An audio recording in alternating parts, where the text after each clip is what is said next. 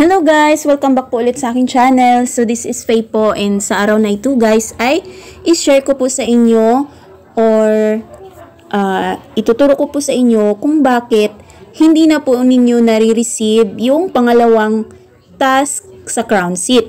Yun po yung uupo ka sa yellow chair at makaka-receive ka ng 800 pink coins.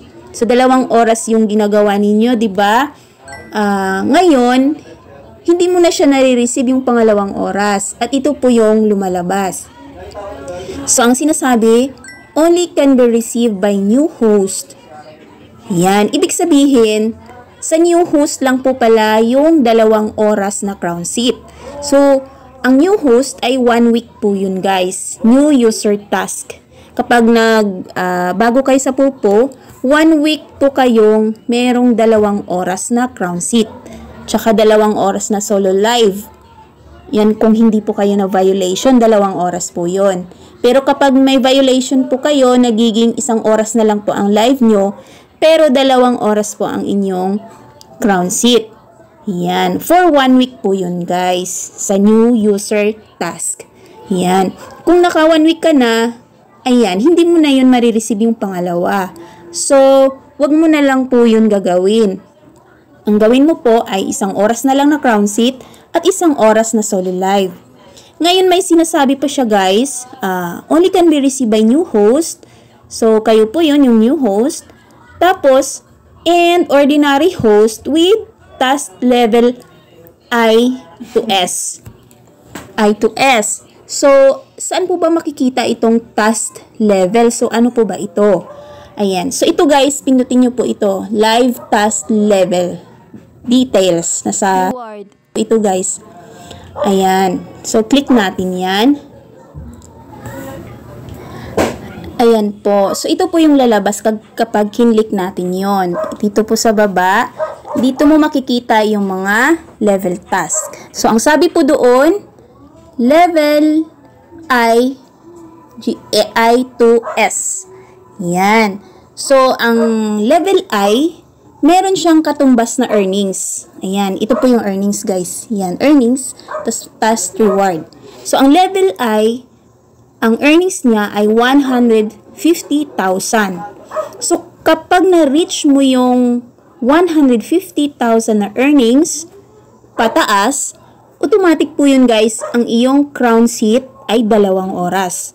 So, marireceive mo po yung pangalawang oras. Tapos, yung solo live mo rin po ay ayan, meron ding katumbas na reward kung na-reach mo po itong earnings. Yan, ayan ang letter I, ito po, letter H, yan, pataas po yan ng pataas. Yan. So, ikaw guys, new host ka, new user. So, ito po yun, new host, dito ka po. So, ang task nito ay 2 oras na solo live, tsaka 2 oras din po na crown seat for 7 days lang po. Ayan, 7 days. Pagka lumampas ka na dyan, magiging ordinary host ka na po. Ito, magiging ordinary host ka na. 1 hour live, tsaka yung 1 hour na crown seat. Yun. Tapos may condition siya, kung ma-reach mo yung earnings mo, mapunta ka dito, 150, may additional reward si Popo sa'yo. Ayan, tataas yung reward mo, yung solo live, tsaka yung crown seat mo, automatic yung 2 oras. Yan. So, yan po yun guys, kaya hindi mo siya nare-receive na. So, saan po ito makikita, yung earnings na ito? So, nandun po yun sa task nyo ulit. So, balik tayo doon. Ayan, so ito yon. Ito po yung earnings. Dito nyo po yan titingnan. Ayan, earnings. Earnings po. Yan, yung earnings nito ay nasa 1,000 lang. So, malayo pa siya sa 150,000. So, hindi siya magiging 2 oras yung kanyang crown seat. 1 oras lang.